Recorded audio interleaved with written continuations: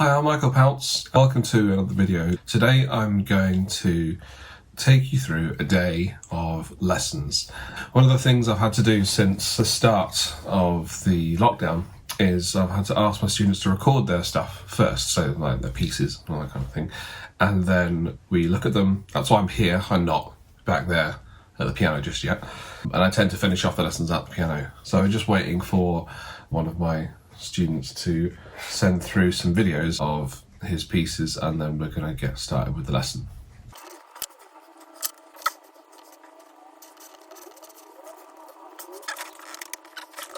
One of the things, of course, you've got to do is set up your camera, which I didn't actually do before I started this, so potentially the second camera I might use for these vlogs as well.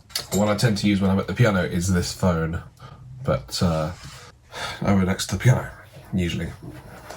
So today I've got 4 lessons, and Thursday is usually the busiest day for me in the week, and so hence why I'm going to run you through with it today. It's quite different, I think, teaching through Zoom than it is teaching in person. I always prefer teaching in person pretty much anything, because things like facial responses, body language, really important. You can instantly talk back or instantly kind of feedback about stuff, whereas on this I think everything just tends to take that little bit longer to do. Some students quite certainly struggle to really express themselves over the internet compared to in person.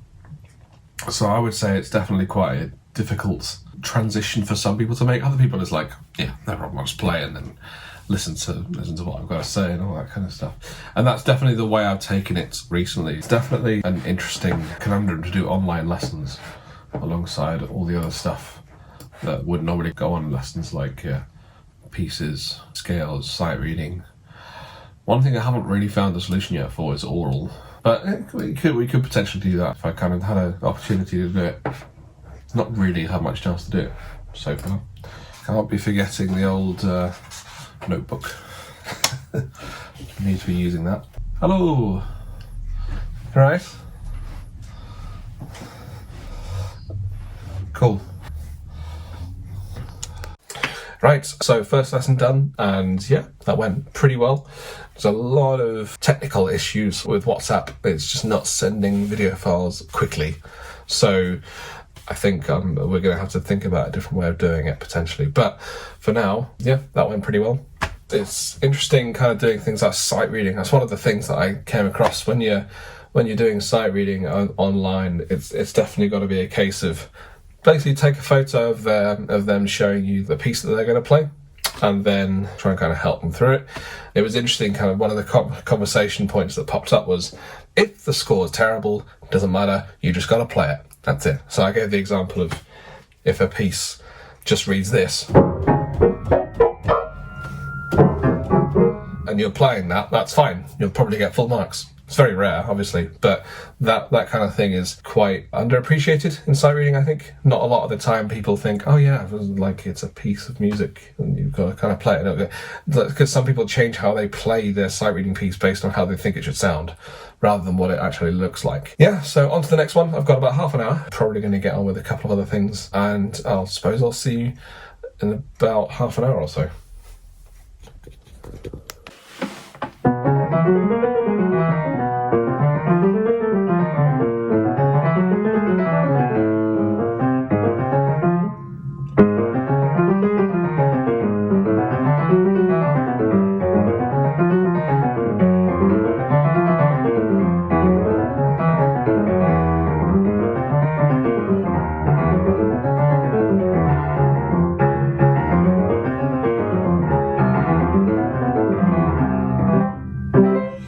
I'm just kind of waiting for my next student. I can't actually do a proper cut in and out of the lesson because it's going to be on WhatsApp, which means I'm using my phone to do it. But yeah, just kind of going through scales.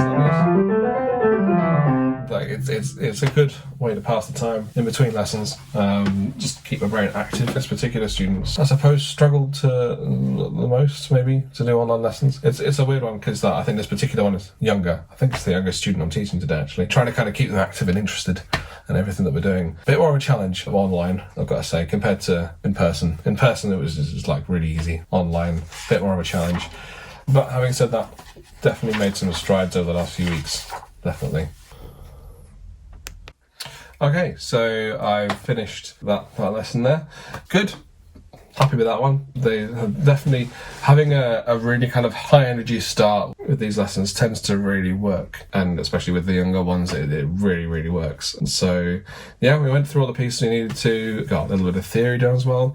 So when you're teaching, one of the common arguments I've heard, or discussions I suppose I've heard about teaching in general, is do you actually spend any time demonstrating the pieces that you're actually teaching your students?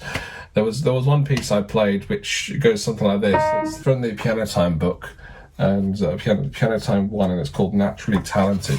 Now with this piece, it's definitely quite a notationally awkward piece to teach, because you're dealing with natural signs, changes and accidentals all the time, and you're also including things like staccato, legato, slurring, dynamic changes, a lot of different things in this piece, and it definitely poses a question that how do you actually go about teaching something like this? One of the things, especially online, I find doing things like demonstrations is great. And this is how the piece goes. So you got like a slur, then the staccatos. And I made a really big point of saying in the lesson we just had is make sure you play those staccatos properly, because that's kind of what sets this piece apart. It's basically the main learning point is the staccatos and learning about naturals. One of the reasons why people don't tend to demonstrate too much, or one of the reasons why I haven't in the past, is because I want my students to actually read the music and be able to understand it for themselves without having to rely on an oral prompt as such. For me to be able to play it, and then they'll be like, oh, that's staccato, or that's a natural, because you can hear it. That's fine, but you need to be able to read the music as well and tell me why there's an E flat followed by an E natural in there. So it's definitely quite a different kind of challenge doing it online, and it's one of the reasons why I don't necessarily like online teaching compared to in-person teaching. I would always do it in person, because then I can really kind of hone in and say, do they really know what that actually means? Doing it online, I'm just kind of reduced to asking questions, which is fine, but I can't do anything else apart from demonstrate it. So yeah, overall, very good. Got another lesson in about an hour and a half or so I'm gonna go and get a bite to eat, take a bit of a rest, and then crack on with the afternoon's lessons. Okay, so why do I keep doing this, by the way? Let's act like a normal human being. Next lesson, I've got a student doing a piece from Fantastic Beasts and Where to Find Them, but it's quite a weird mix of kind of jazzy and classical elements. So there's lots of different things. We've been working on it for about 3 months, and I think one of the challenges with doing this piece is definitely trying to get all of it in with clarity. So I've had to teach all of it orally as well. There's no notation for this, especially for the jazzy bits. It definitely takes a little bit of listening to make sure I actually get what I'm doing right, and then to try and transfer it over. We'll see how it goes. Now I've got 2 more lessons this afternoon, and then time to crack on and get on with some other non-teaching work. So yeah, we'll see what happens, and I'll let you know how it goes afterwards.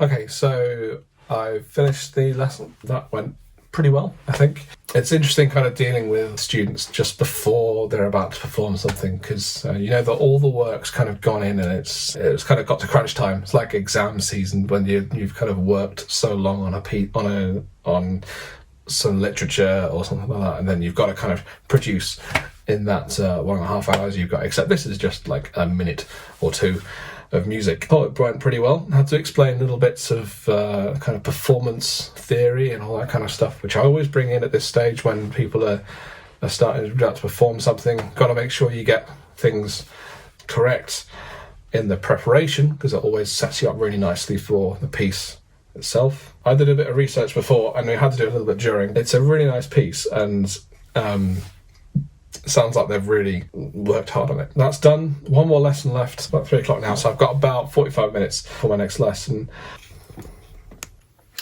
Right, hello, welcome. I'm doing that again. I should stop doing that.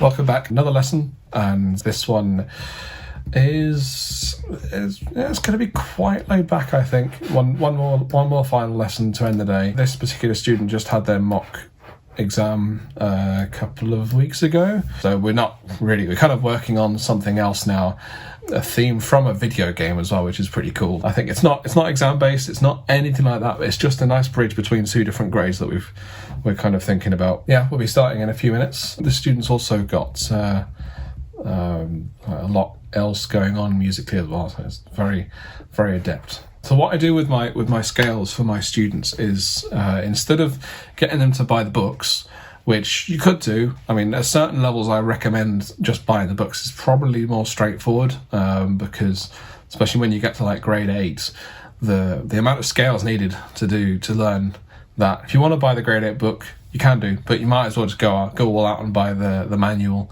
of scales, arpeggios and broken chords, just because that covers every single possible bass you could possibly be asked to do. It covers everything right from grade 1 prep grade all the way up to the higher masters and doctorate level stuff that they do. Yeah, it's definitely well worth doing that at that level, but in the middle of those, between grades, you don't really tend to see an addition of many scales. Just to clarify here, I write notation using Sibelius for all my students, which has all the scales on them that they would need for a particular grade, then send them to them via PDF or print them out. And also I tend to find it's a good opportunity for people to get the scales learnt, also get the keys learned as well, because I don't necessarily put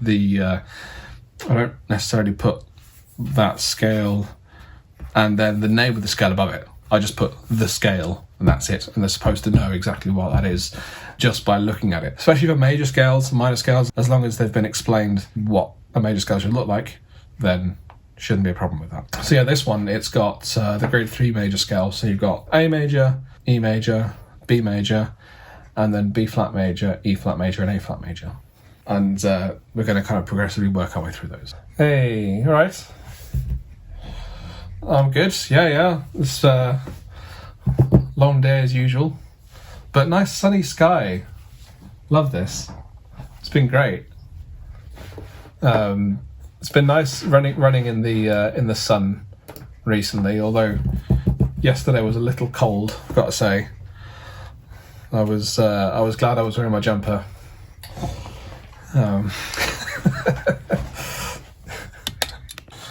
Okay, so we finished the day's lessons. I've taken the headphones off. Oh gosh. And yeah, it's gone well. That one was pretty straightforward. We're working on a video game theme, as I mentioned before, and it's all notated, which is nice. So that kind of means actual proper questions about the music I can do all from here, and I didn't actually have to touch the piano once throughout doing it because I could just basically instruct. It does actually kind of beg another question about how much input on a piano does someone actually need to learn? I think past a certain point, you can kind of tell them what they need to do and they can pretty much do it. And with this particular student, that kind of worked really. Just kind of saying that's how you should be doing it. Obviously, there are some differences.